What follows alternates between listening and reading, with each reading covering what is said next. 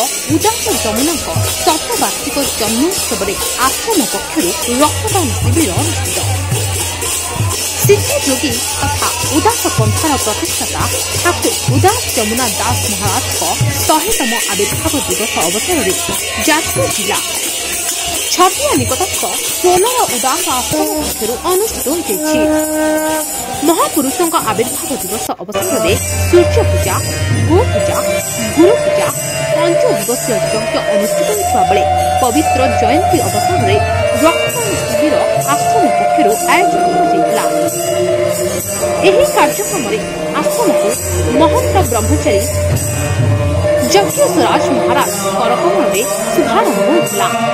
कार्यक्रम में मुख्य अतिथि दर्शन तहसीलदार मानस रंजन त्रिपाठी, वैद थाना अधिकारी प्रदीप्त कुमार कानुगो, अवसर प्राप्त डाक्टर प्रोफेसर विजय सत्संग जोगदे शुभारंभ करते। Indian Red Cross society mobile blood collection van व्यवस्था था। आंचलिक ब्लड बैंक डाक्टर प्रदीप्त कुमार महाराणा सहयोग में 78 यूनिट रक्त संग्रह होता बेले आश्रम पक्षर सुजाता बारिक कार्यक्रम को संयोजना करते। आश्रम पक्षर 5 दिवसीय यज्ञ आसंता 18 तारीख में पूर्णाहुति हेबा बोली मुख्य सेवक सत्यरंजन दास सूचना दैछन्ति।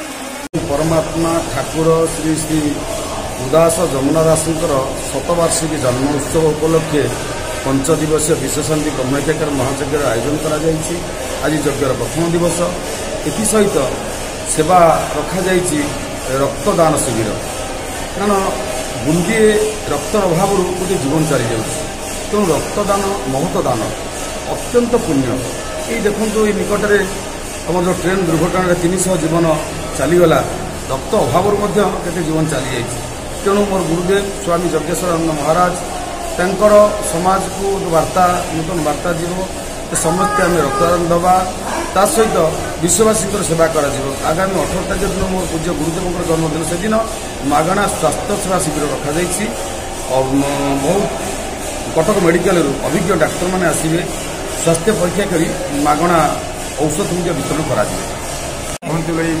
पवित्र उदास आश्रम सोलर ठारे जहाँ कार्यक्रम देखिलु यज्ञ चली महाप्रभु यज्ञ एवं बाबा 100 वार्षिक जन्मोत्सव पालन होती। भितर आउ गोटे नुआ कथा देखिलु रक्तदान शिविर। रक्तदान हूँ महापुण्य। तेणु ये परिवेश बहुत भल लगे। तेणु ये जो ब्लड सब दिया होती लोक सब देले ब्लड यह निश्चित महत काम लगे बहुत जीवन बंचाई पार।